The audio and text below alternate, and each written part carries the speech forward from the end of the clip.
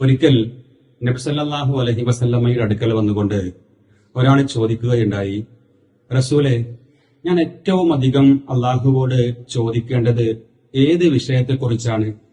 നബി സല്ലല്ലാഹു അലൈഹി വസല്ലമ ആ മനുഷ്യനോട് പറഞ്ഞു, താങ്കൾ ഏറ്റവും അധികം അള്ളാഹുവോട് ചോദിക്കേണ്ടത് അഫ്വും ആഫിയത്തുമാണ്, പാപമോചനവും അതേപോലെ സൗഖ്യവും. ആ മനുഷ്യൻ വീണ്ടും ഇതേ ചോദ്യം ആവർത്തിച്ചുകൊണ്ടിരിക്കുകയാണ്. ആ സമയത്തൊക്കെ പ്രവാചകൻ അദ്ദേഹത്തോട് പറയുന്നത് അള്ളാഹുവോട് അഫ്വും ആഫിയത്തും ചോദിക്കാൻ വേണ്ടിയിട്ടാണ്. മൂന്നാമത് വീണ്ടും ആ ചോദ്യം ആവർത്തിച്ചപ്പോ റസൂലുള്ളാഹി സ്വല്ലല്ലാഹു അലൈഹി വസല്ലം ആ മനുഷ്യനോട് പറഞ്ഞു, സഹോദര, നിനക്ക് ആഫിയത്ത് ലഭിക്കുകയാണെങ്കിൽ ഈ ദുനിയാവിലും നാളെ പാരത്രിക ലോകത്തും നീ വിജയിയാകും.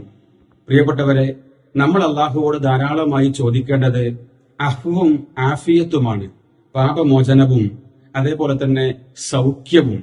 രണ്ട് ലോകത്തും സൗഖ്യം ലഭിച്ചാൽ വിജയികളാകുമെന്നാണ് അള്ളാഹുവിന്റെ പ്രവാചകൻ നമ്മളെ പഠിപ്പിക്കുന്നത്. അതുകൊണ്ട് അഫ്വും ആഫിയത്തും ലഭിക്കുന്ന സൗഭാഗ്യവാന്മാരുടെ കൂട്ടത്തിൽ അള്ളാഹു നമ്മെ എല്ലാവരെയും ഉൾപ്പെടുത്തി അനുഗ്രഹിക്കുമാറാകട്ടെ.